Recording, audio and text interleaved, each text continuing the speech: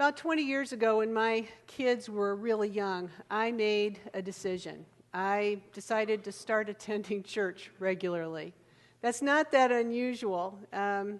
This idea of, now we have kids, we better get to church or get back to church, depending on whether you've ever really attended church or have sort of fallen away. Young ones can be a time when we come back. It's kind of amazing how many adults are in the church or return to the church for the sake of their young children and then ideally stay.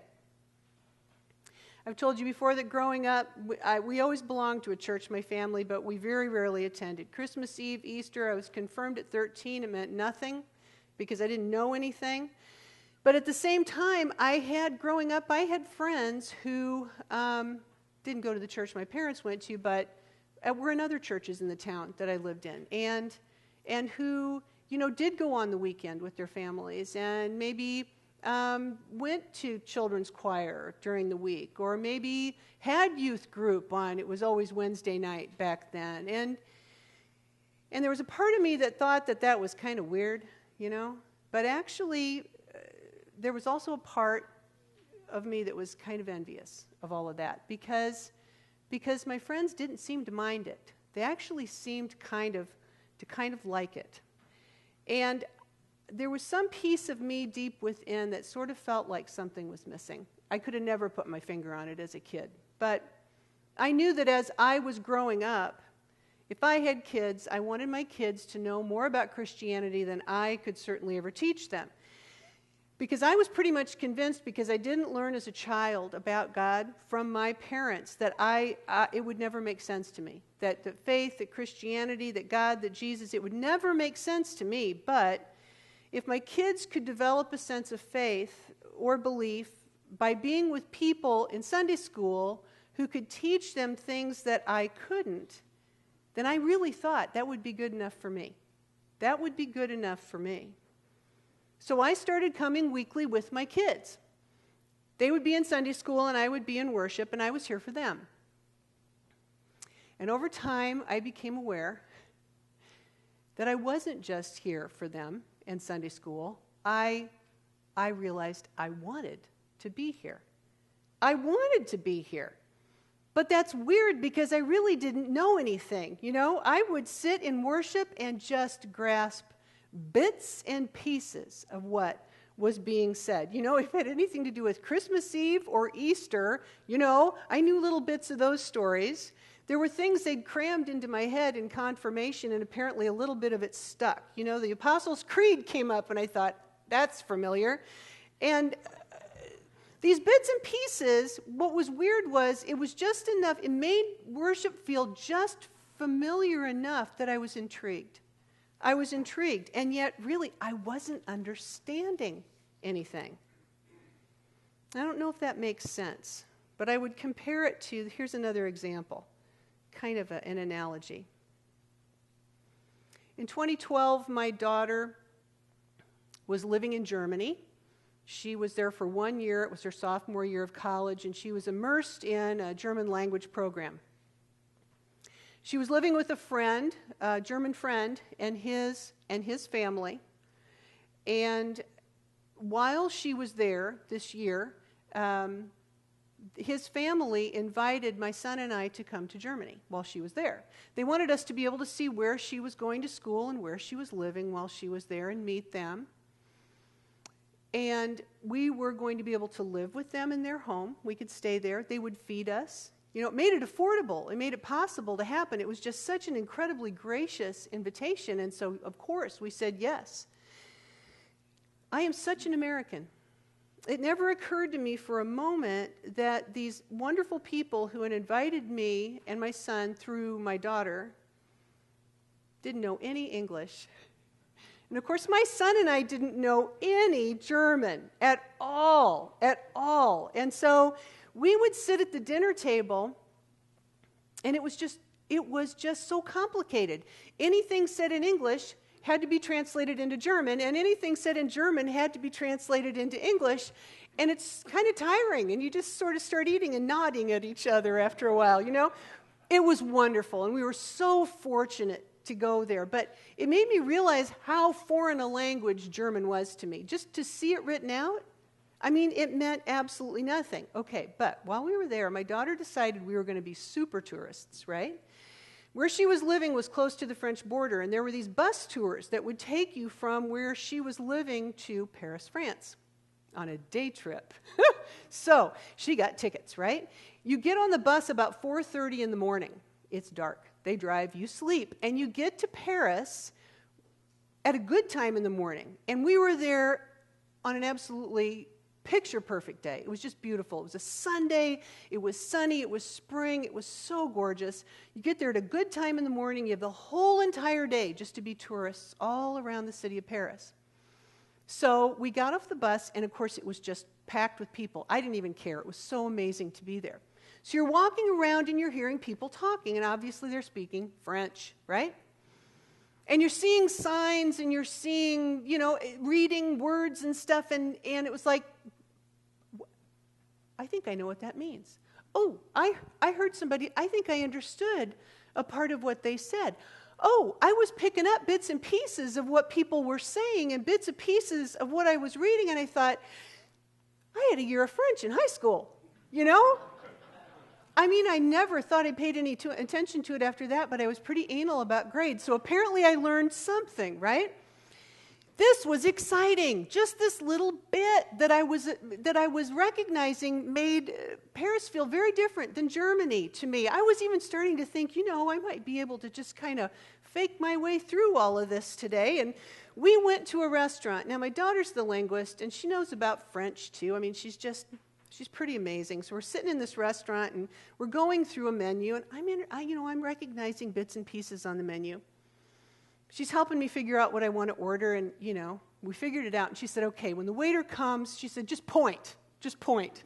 I said, you know what? I think I'd like to, try and say the words. And she said, no, Mom, just point, like, okay. Well, it really was a crazy idea, right? Because I was recognizing bits and pieces, but I didn't know how to connect any of the words, I mean, maybe if I'd learned more as a kid, I didn't even know what questions to ask her, so I just stayed quiet, because it's better to hide the little bit than to appear foolish, right? It's better to hide the little bit than to appear foolish.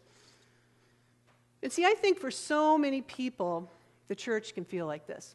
The church can feel like this. The Christian faith can feel like this. Even trying to understand God can feel like this. That's how it was for me for years. Just grasping bits and pieces and wanting so much to be able to put it all together, and I just couldn't seem to do it.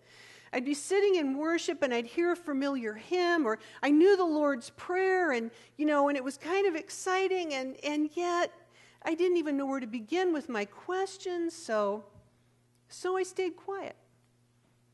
Better to hide the little bit than to appear foolish, right? Well, in Paris, France, yes, that is the best thing to do. Yes, that was the wise choice. But, here in the church, no, not really, no. Not here, not at Manchester, no. I think this actually is how so many of us end up hiding our light, or don't even know we are a light, I mean, you are a light. You are a light. You are a child of God, and you are a light in this world. I mean, you just are. It's not a choice. It's how God created you. I don't know if you realize that or not. You are the light of God. And so for some of you, you might be thinking, oh, geez, okay, I'm the light of God, but I don't know what to do with that, right? You might be thinking, I don't know enough to be the light of God. Well, let's just think for a moment. When Jesus was asked, what's the most important commandment? What did he say? He said, to love the Lord your God with all your heart, your soul, your mind, your strength, and the second is like it. They come together. To love your neighbor as yourself. The most important things that we can possibly do. So, I don't know enough to be the light of God. Well, how about you just love God the best you can? How about you just go to God in prayer and say, Lord, I'm not sure how to do this, but I want to know you better. I want to love you more. Help me to draw close to you. Help me understand how to do this. You don't know enough to be the light of God, then how about you just try loving neighbor as best you can? To be thoughtful, to be kind, to be compassionate, to those you know and to complete strangers and to everybody in between. And did you know it doesn't have to be in that order? It doesn't have to be love God and then love neighbor. Did you know that? Many people discover the love of God through the love of people. You can love people first. You can. You don't think you know enough to be the light of God? Then here's an idea. How about you take a class? How about you take a class? There are so many excellent classes in this church to take. One of the primary reasons people avoid taking classes in a church setting is the fear that they don't know enough and they'll embarrass themselves. Right? I knew how that felt years ago. You'll get to class and everyone will know more than you, right? Everyone will be a biblical scholar. Do you know in this whole room we've only got one biblical scholar, and that's Steve Harbaugh? Steve, do you know everything there is to know about the Bible? He said, no, never, never, never, never, never, never. You can come into a class and there will always be people who know more than you, and there will probably be people who know less than you, and if there aren't, then that means you're just going to get more out of the class than anybody else, right? Really, really. This idea of better to hide the little bit we know than appear foolish, the idea of I don't know enough to take a class in the church, that's a pretty vicious cycle, isn't it? Think about that. I don't know enough to take a class, I would be embarrassed, and because I won't take a class, I don't know enough. If you can't let your guard down in the church, where are you going to do it? And I can tell you, in this church, you will never be put on the spot in a class in this church. Absolutely never.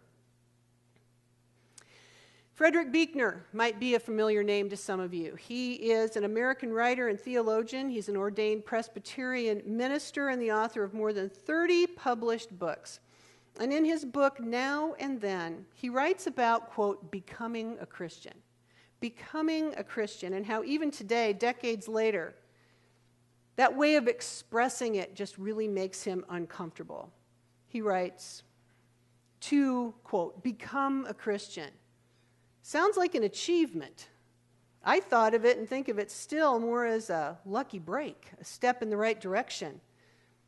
Though I was brought up in a family where church played virtually no role at all, through a series of events from childhood on, I was moved, for the most part without any inkling of it, closer and closer to a feeling for that mystery out of which the church arose in the first place, until finally the mystery itself came to have a face for me, and the face it came to have for me was the face of Christ.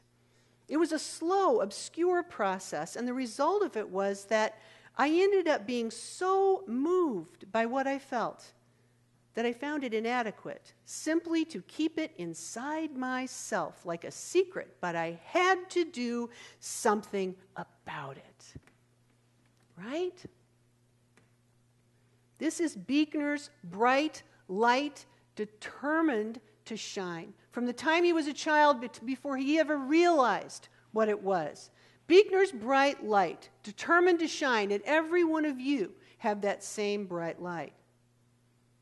In our scripture, if we just look at verses 14 through 16, you are the light of the world. A city built on a hill cannot be hid. No one, after lighting a lamp, puts it under the bushel basket, but on a lampstand, and it gives light to all in the house. In the same way, let your light shine before others, so that they may see your good works and give glory to your Father in heaven.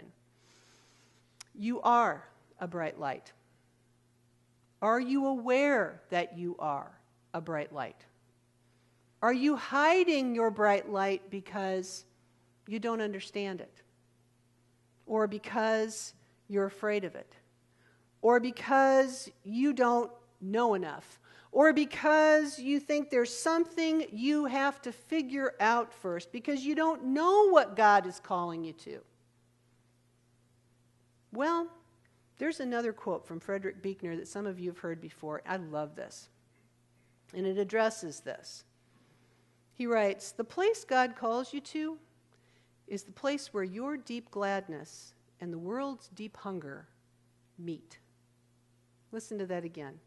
The place God calls you to is the place where your deep hunger and the world's deep gladness meet. The world's deep hunger can be represented by one person simply in deep need of a kind word. It doesn't have to be complicated, and usually it isn't. Regardless of where you are at in your faith journey, if you're at the very beginning of the path, or you're halfway down, or you're so far along that we can barely see you, when your deep gladness meets the world's deep hunger, your light shines.